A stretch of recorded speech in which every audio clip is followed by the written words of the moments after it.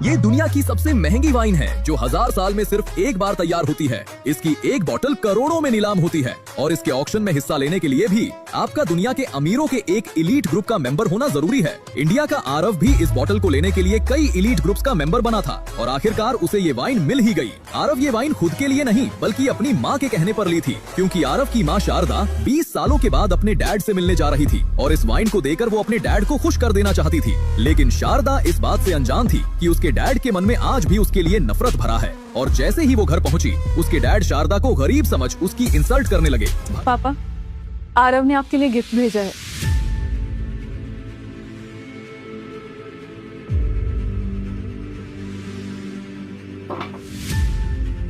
तुम्हें पता है सरिता मेरे लिए इटली से वाइन की बोतल ले आई है और पूनम स्कॉटिश स्कॉच, और तुम ये कचरा देकर सब गेस्ट के सामने क्या मेरी इंसल्ट करना चाह रहे हो? चलो छोड़ो इन बातों को, अब ये बताओ तुम क्या अकेली ही आई हो?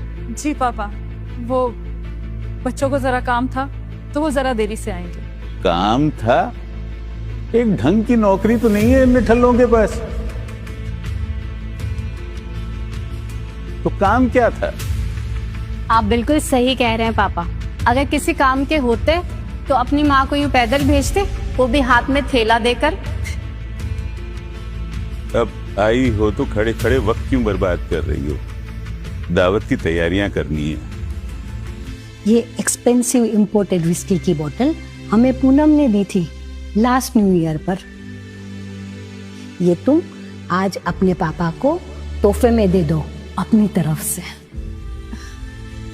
नहीं माँ, इसकी जरूरत नहीं है, मैं गिफ्ट लेकर आई हूँ। समझने की कोशिश करो बेटी, तुम्हारे पापा ऊंचे नाक वाले हैं। मैं जानती हूँ माँ। ये विस्की की बोतल उन्हें दे दो, सब गेस्ट के बीच में उनका सिर ऊंचा हो जाएगा और फिर तुम दोनों के बीच में गिले शिकवे भी दूर हो जाएंगे।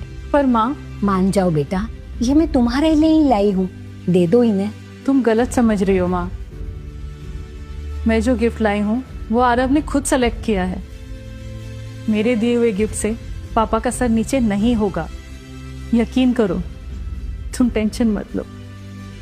ये गिफ्ट शारदा की तरफ से है, नोट कर लो। सोच क्या रहे हो?